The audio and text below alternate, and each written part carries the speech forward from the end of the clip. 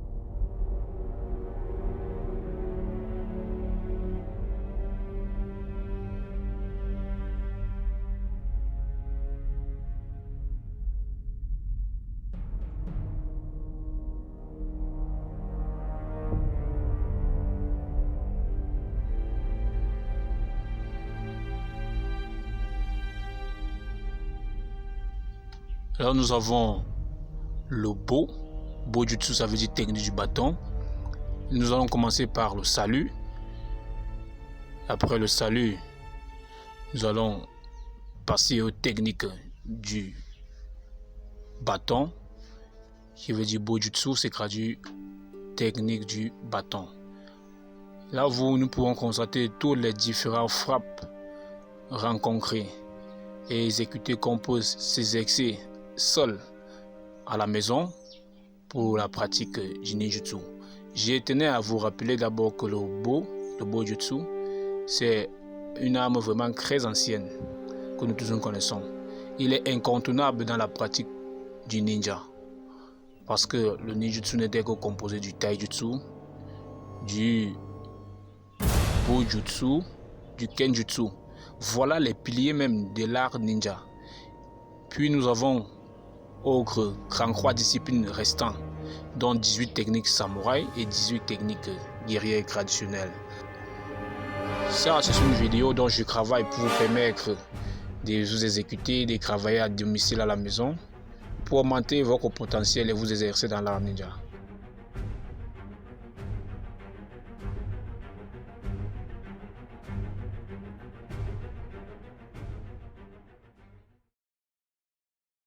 Là, nous sommes. Comment est-ce qu'on peut travailler avec une cible statique? Et on rencontre des différentes frappes avec le bâton et les blocages. Là, vous avez qu'en face, vous voyez en face de moi, j'ai un poteau électrique en bois, de bois autant pour moi.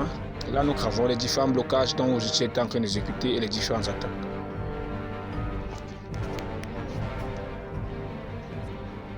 Et il y a aussi dans les mouvements comme les mouvements rotatifs avec le bâton. Le poignet est aussi très important dans le maniement des armes.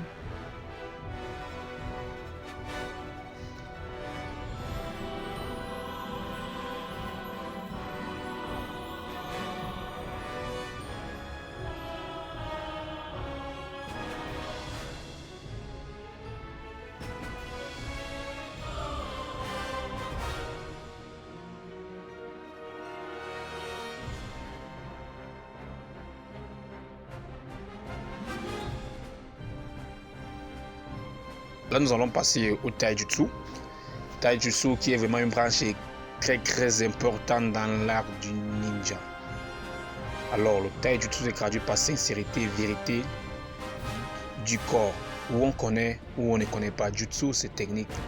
Donc, le taijutsu se traduit par l'ensemble des techniques face à un adversaire armé sans armes, comme on peut comparer cela aux techniques de combat militaire, au seka ou le tio, comme on peut en parler. Le mouvement reste en taijutsu souple et naturel.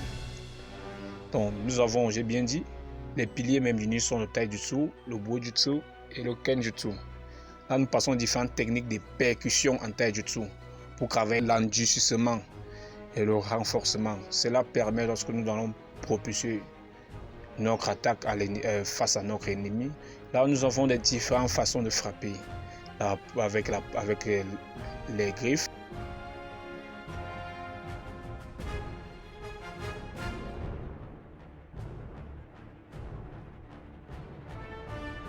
La patte du tigre, le poing, ou bien symbole du dragon. Nous avons les coudes, symbole comme du rhinocéros. Et d'autres mouvements du corps, le grand champ, la percée, de l'intérieur, l'extérieur. Nous avons les genoux, les coups de pied, les genoux et coups de pied circulaires, Mawashi Geri niveau Gedan pour désaxer, déséquilibrer notre adversaire. Et en dehors de ça, ça nous permet aussi de renforcer notre corps. Notre corps devient de plus en plus dur parce que nous sommes à l'image du poteau qui est en face de nous, c'est ce que nous recherchons.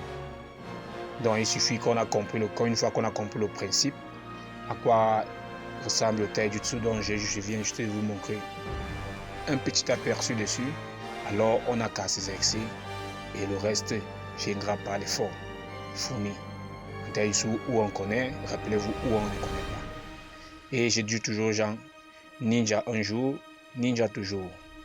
Le ninja ou l'art ninja, qui est le ninjutsu, c'est d'abord avant tout un état d'esprit. Donc c'est tout, changez votre façon de percevoir le monde et vous comprendrez mieux ce que c'est que l'art du ninja. En dehors de ce dont les films ont voulu mystifier, alors on comprendrait que l'art du ninja ce n'est pas la magie, c'est le travail. Il y a différentes façons d'utiliser notre corps. L'extérieur, l'intérieur, coup d'arrêt. Donc, toutes façons possibles, tous les coups sont permis dans l'art.